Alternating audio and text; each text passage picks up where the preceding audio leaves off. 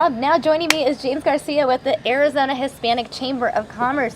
James, thank you so much for joining us. Thanks for having me. So we had a very heated Trump discussion just now with Steve Kraft because Steve always comes up here. We talk politics almost every day here. Okay. And Donald Trump, he is just... a piece of work.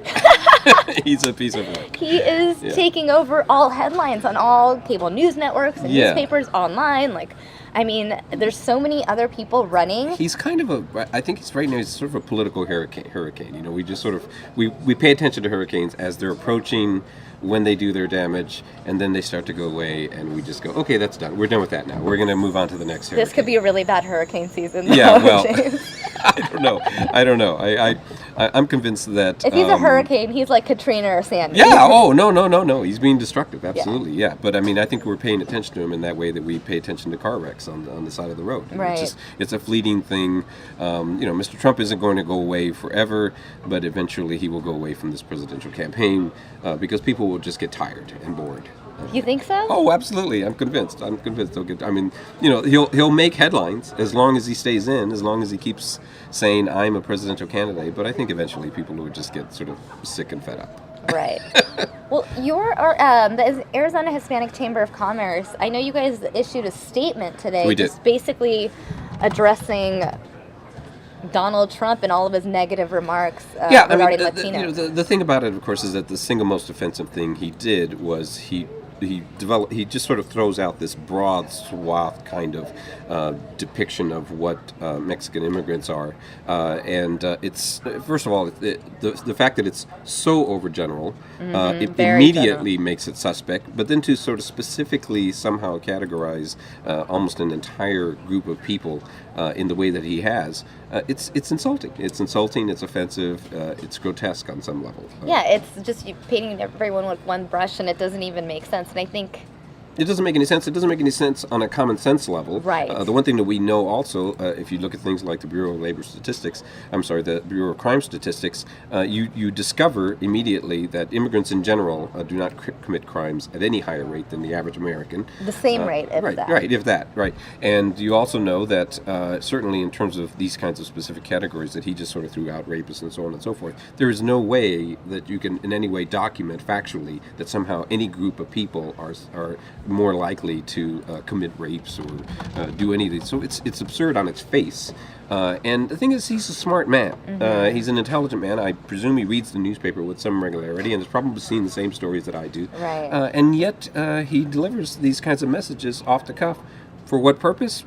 Obviously to attract attention on some level. Do you think he's achieving that? Do you think he actually believes what he said, or it was more for I don't know what he attention? believes. I don't know if he really believes it, or if he's just delivering these messages because he knows it's getting him the kind of attention that he sort of feels he needs as we approach the Iowa primaries.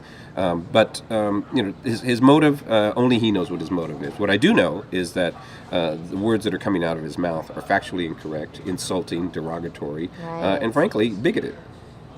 No one's arguing with that you. You can't argue with. Right. There are people arguing with me. There are a lot of people who are his core supporters, a couple of whom have sent us emails and said very specifically, what right do you have to be critical of this man? Isn't this a free country, and doesn't everyone have a right to say what they want to say? It's like, anyone who's running for president who wants to say what they want to say can go to a microphone, and if people put it in front of his face, they get to say it. But that doesn't mean we all have to shut up and just sort of listen. Right? And that doesn't mean we can't challenge whether or not it's factually correct information or not. Right. Imagine, hypothetically, in a strange world, if Donald Trump was president. President Trump. There's a great satirical comedic film in the idea that Donald Trump I feel like there's someone write the movie now. Right, someone could, yeah. But let's just say that happened. You are now governing a nation. What's the national percentage of Latinos or Hispanics here in the United States? There are movie plots, and then there are far-fetched fantasies, and that's what that would be. Donald Trump. You're saying it's just not going to happen. Possibly direct this nation with this kind of mentality, with this kind of... No, not at all. But I'm saying on the off chance he happened to reach that position, on that, I feel like there would just be this backlash. Can you... I mean, I think the backlash exists. The backlash is happening now. I think the backlash is not coming just from the Latino community by any means. No. I think it's coming from a lot of reasonable, common sense sort of people who understand that there's nothing constructive that's coming out of his mouth about the immigrant community, and frankly about Latinos in general. Because these are the kinds of statements that not only attacks a specific segment of the Latino community, but are interpreted by some people who are kind of predisposed to this as a way to define broadly Latinos in America. Right. Let me see what the viewers are saying. Has James thought about reaching out to Donald Trump? Deborah asks. You know, I keep calling his cell phone, and someone picks up, and they just say he's busy right now having his hair done, and so I can't, I can't get a hold of him. I don't know. No, I haven't tried calling him. I don't think he would take our call. Yeah. That is, that's funny.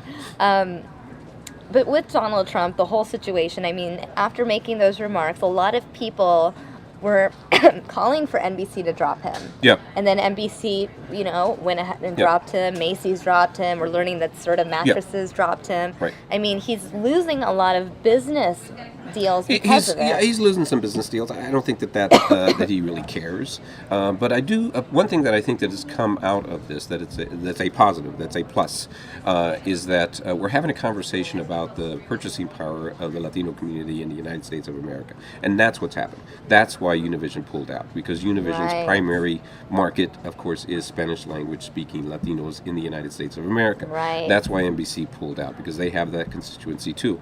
We'll stray away from Mr. Trump's comments and look at some of the facts, and some of the facts are basically this: that Latino consumers in the United States spend $1.5 trillion and are fast approaching $2 trillion in spending. That's real money. That's what NBC is paying attention to. That's what Macy's is paying attention to. That's true. Yeah. It's not so much about what's right and wrong. It's about the dollar sign. Yeah. Well, at least I think that NBC in general has a very good track record in terms of the way it regards the Latino community, and and NBC, as you may well know, is connected, of course, to Telemundo. Right. So it's got a whole network there. It's also got some websites called NBC Latino and so on and so forth. So this isn't necessarily out of character for them. But I think that what this does reflect is an understanding that this is a community that contributes real dollars to this economy in very constructive ways, because that $1.5 trillion in spending overwhelmingly is in normal jobs that everybody has, that we all do every day, and they're just going to the supermarkets that I go to, that you go to, and so it's real dollars, it's legitimate money, and it's something that corporate America should be paying close attention to. One of the things that I just noticed when I logged onto Facebook about an hour ago is that America Ferrera was trending. I don't know if you've seen this, but America Ferrera has now penned a letter to Donald Trump following the remarks. So I kind of want to read some of what she said, and I mean, now it's here you have someone who's a nationally known actress, star of Ugly Betty. I mean, people know and other films, and some major films. Exactly. Right. I mean, I think again, the thing about America that I appreciate is that America is one of these people who has done well in Hollywood, but is also consistently proven that she's willing to do well by the community, and I think for the right reasons. And I think that she understands that in the same way that Donald Trump is a famous, if not infamous, person today, when he opens his mouth and he says, "I'm running for president, and this is what I think," when America Ferrera talks, people will also pay attention, and she understands that she has a platform, and I'm glad that she's speaking out against him. All right, let's see what she said. Dear Donald, you've said some pretty offensive things about the Latino immigrants recently, and I think they're worth addressing because, this is the United States of America where I have a right to speak up even if I'm not a billionaire. Isn't that awesome? Anyway, I heard what you said about the kind of people you think Latino immigrants are, people with problems who bring drugs, crime, and rape to America. While your comments are incredibly ignorant and racist, I don't want to spend my time chastising you. I'll leave that to your business partners like Univision and NBC, who have the power to scold you where it hurts. Instead, I'm writing to say thank you. You see, what you just did with your straight talk was send more Latino voters to the polls than several registration rallies combined. Thank you for that. Here we are pounding the pavement to get American Latinos to the polls, while your tactic proves most effective. Remarks like yours will serve brilliantly to energize Latino voters and increase turnout on Election Day against you and any other candidate who runs on a platform of hateful rhetoric. Do you know why this is such a big deal, Donald? Because Latinos are the largest, youngest, and fastest growing constituency in the United States of America. That's right, you are running for president in a country where the Latino population grew by over 49% from 2000 to 2012, while the rest of the country grew by 5.8%. What's more, we are the future. The median age of the average Latino is 27 years old compared to 42 years old for white Americans. In case you need a translation, that means there are a whole lot of Americans who are Latino and have the right to vote, and we're not going anywhere. This is the America we are actually living in. I hope by now you understand that without the Latino vote, there is no chance of you ever winning this election. If you don't believe me, you can ask President Bush or you can even ask President Obama. You, Mr. Trump, are living in an outdated fantasy of a bigoted America. Last week, America celebrated some amazing milestones. Marriage equality, universal health care, removing the Confederate flag, making it clear in which direction the country is moving. That is why racist remarks that play to extremists won't change the tide no matter how hard you try. They will only serve to rally more Latino voters to the polls.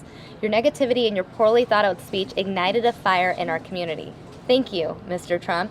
Thank you for reminding us that there remains an antiquated and endangered species of bigots in this country that we must continue to combat.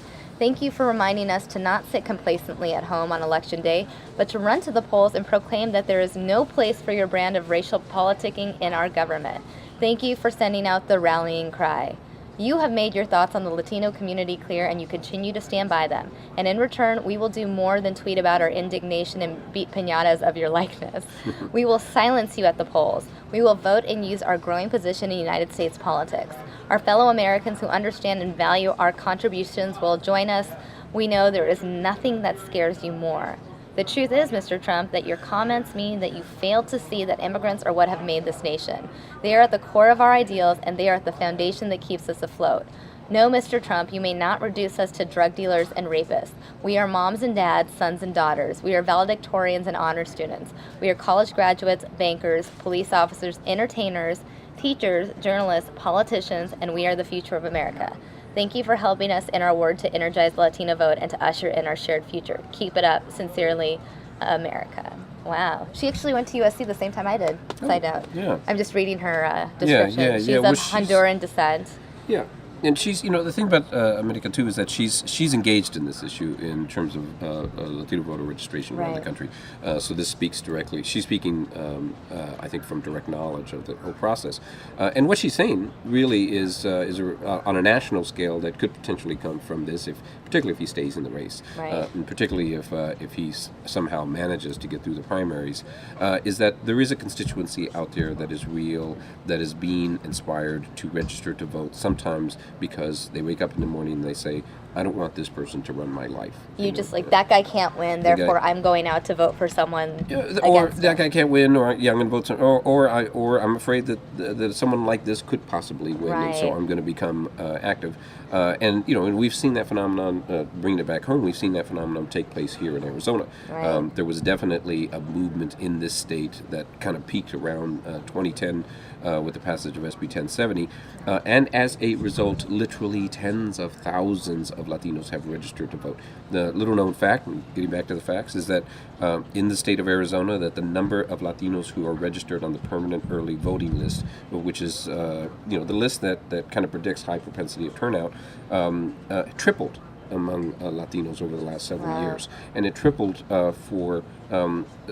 it tripled basically because there were a lot of folks who woke up in the morning and said, you know what, I don't want the kind of leadership that we had in 2010. I want something different. I want the state to go in a different direction, and that's the message. The same message that's being delivered to Mr. Trump. I had a question, and I guess that it kind of incorporates someone else's question here. Someone here in the chat room, Muntadar Al, had asked, do Latinos like Hillary? I guess my question is, which candidate is the Latino community supporting right now? I mean, at least within the Republican race, there are 14 people running now for president? Yeah, it's all over the place, and I don't think there's any clear way of knowing whether Latinos out there who call themselves Republicans or independents are necessarily leaning towards one Republican or another. Maybe in part because there's so many people out there on the campaign trail right now. But we do know that historically and still until today, somewhere in the range of like 2/3 of registered voters who are Latino are Democrats. And so there is a tendency for them to vote for Democratic candidates. They voted overwhelmingly for President Obama in the last two elections. They were strong supporters of Hillary Clinton when she ran in that first time around. So they're probably out there. A lot of them, I'm sure, are leaning generally towards the Democratic Party, and a lot of them know Hillary Clinton, so they're probably leaning towards her. But this is the thing: is that the Republican Party has talked a lot about understanding that it doesn't have to get every Latino vote. It doesn't even have to get a majority of Latino votes. It needs to get somewhere in the range of about 38 or 40% of the Latino vote in order to win the national election. Right. And what Mr. Trump is doing today as a, quote, Republican presidential candidate is not helping their cause. Which states in the country have the largest amount of Latino voters?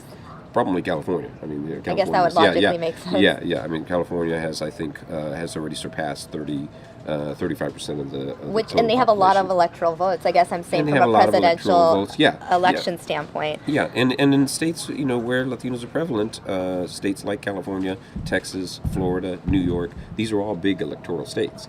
So it's important in key states that you win those states. And all like you said, New York has a huge Latino population as well. Huge Latino population, huge immigrant population. Right, and I think a lot of times people may be ignorant and hear the word Latino and automatically assume Mexican. Oh yeah, but you go to New York and most of the Latino people there, I wouldn't say that they're they're from different parts of Latin America. Yeah, there was a comic on a few days ago.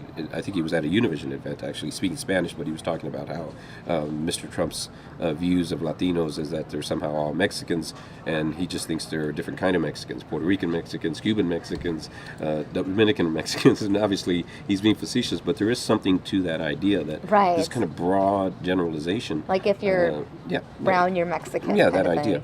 Yeah, that idea. I mean, I think one thing too that to keep in mind is that Mr. Trump, the longer he stays in the race, the more he does damage, I think, to the goals and the objectives long term of the Republican Party in terms of making that tent bigger, bringing in more Latino voters into their party.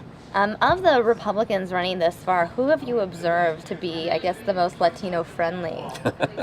I guess, I mean, because the people argue Jeb Bush because of his wife. I suppose that one indication of being Latino friendly is Mr. Bush, Jeb Bush, speaking in Spanish at an event and saying Mr. Trump does not represent my party.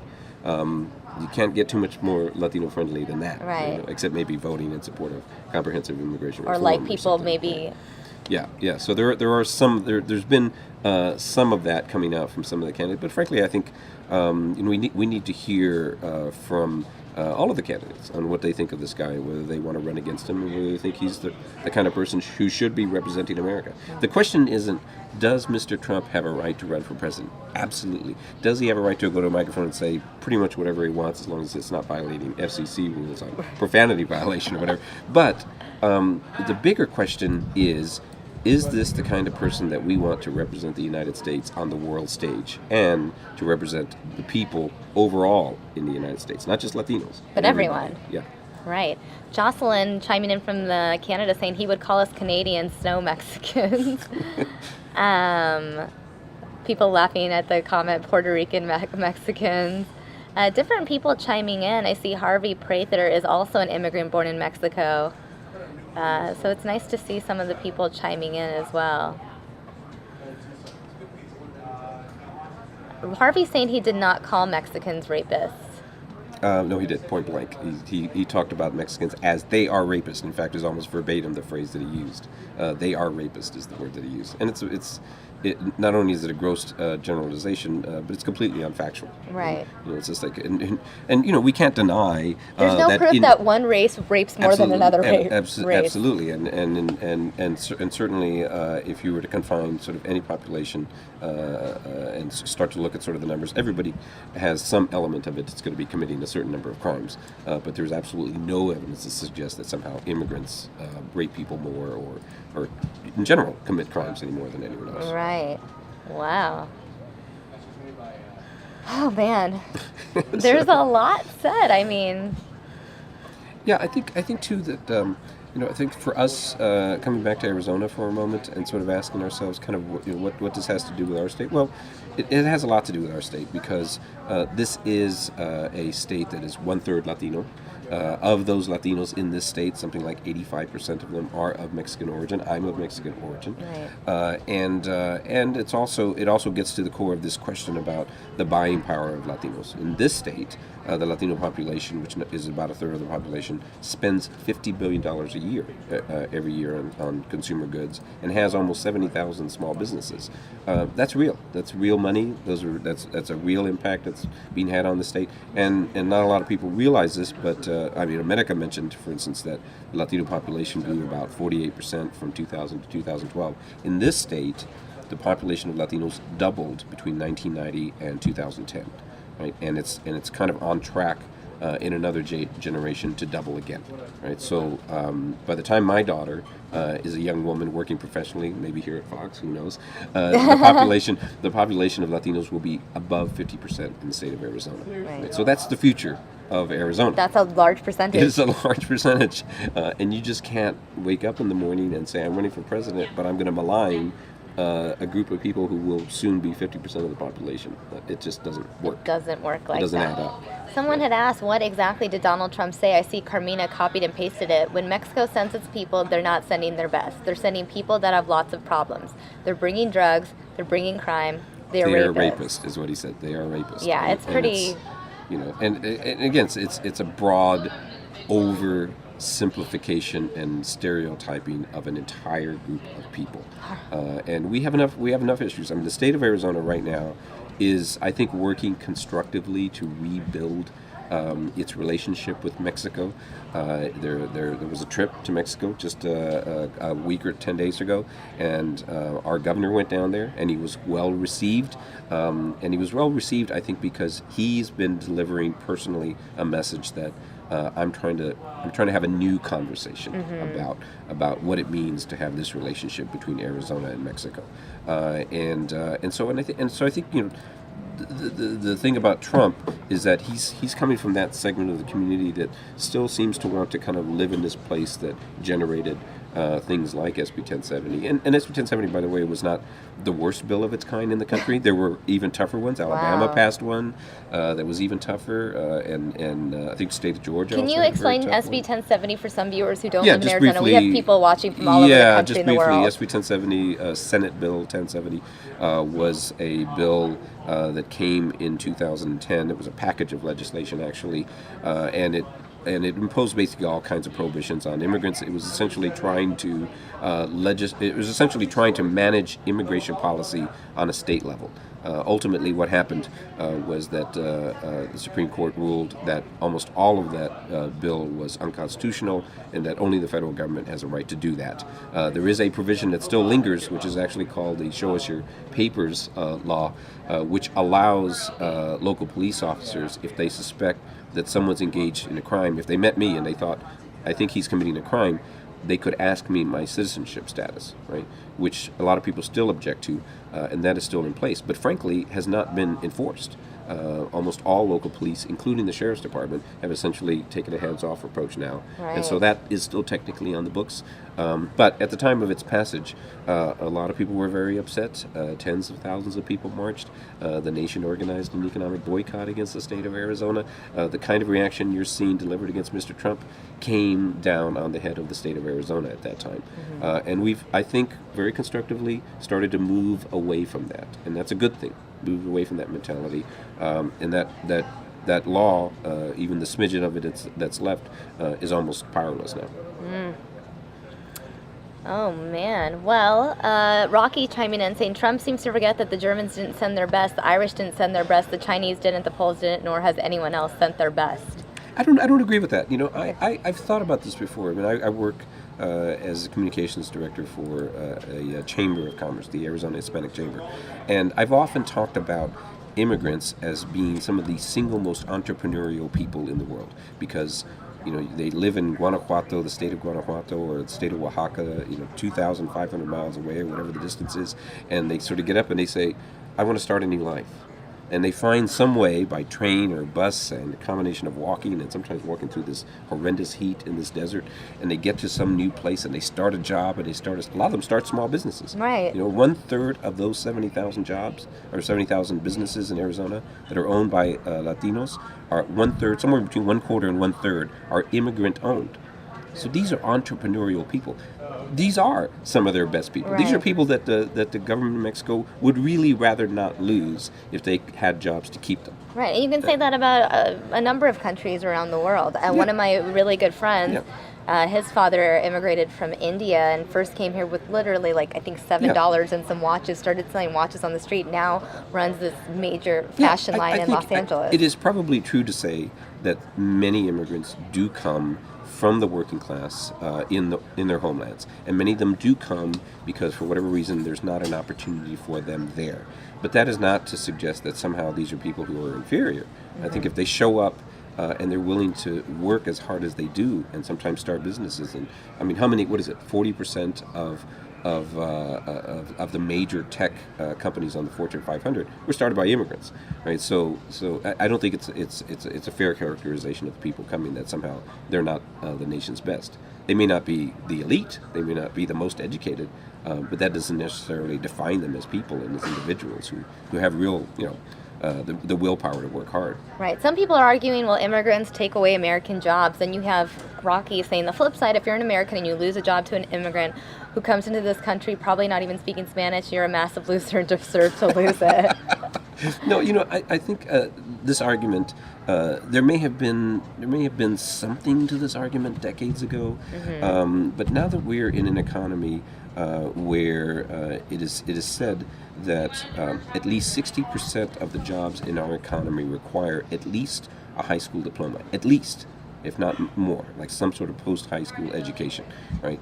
And this is a different economy. This is a completely modernized, very sophisticated economy, and people who are coming across the border, across the Nogales Desert or the Sonoran Desert, across Nogales, and marching through the heat, are not taking the jobs that most Americans want. They're not taking those jobs. Right. I mean, I've had this discussion. I grew up in Central California, in Fresno, and there are the people that are against immigration. Well, a large part of the Central Valley economy depends on, agriculture. Agriculture and immigrant labor. Yeah, and you can't.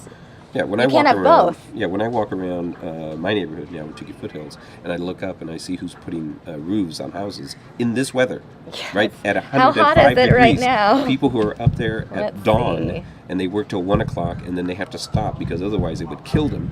Those people are Latino immigrants, right? And so, are those the jobs that I want my son to have? That I 106 want? right now, guys. Right. Are those the job that most Americans want? I'm convinced they're not. They're not the jobs that most Americans want. But somebody has to put a roof on that house, and there is somebody willing to do it. And if we can have some sort of process that allows them to come here and do that job for us, power to them. Well, James, thanks so much for taking time out of your day and sitting with us here on News Now. I really appreciate it. Thank you so much. Thanks for having me. Thanks for taking up this topic. Yeah, no, it's a really important topic, and we were already planning to talk Trump today. And I'll leave you with this thought. I understand that they're making piñatas in Mexico, Mr. Trump, but Where do we get those? I've seen them, and I'm afraid that the hair looks too real on the piñatas. So, if I could advise them, work on that a little. Maybe make it a little loose. Yeah, something. The easiest part to knock off the piñata is the hair. Somehow, I don't understand. Yeah. Okay. Well, thank you. Thank you, and I'll transition, leave you guys with a little more of Trump's announcement, and I'll be with you guys in a couple minutes. General MacArthur, I will find the right guy. I will find the guy that's going to take that military and make it really work. Nobody will be pushing us around. I will stop Iran